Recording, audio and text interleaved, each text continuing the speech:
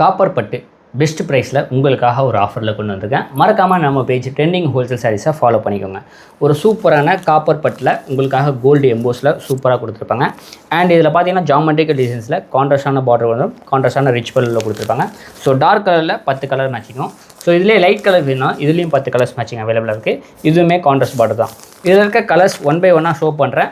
உங்களுக்காக எது வேணுமோ ஸ்க்ரீன்ஷாட் எடுங்க, ஆன்லைன்லேயும் ஆர்டர் ப்ளேஸ் பண்ணிக்கலாம், டேரெக்டாக ஷாப்பை விசிட் பண்ணியும் பர்ச்சேஸ் பண்ணிக்கலாம்.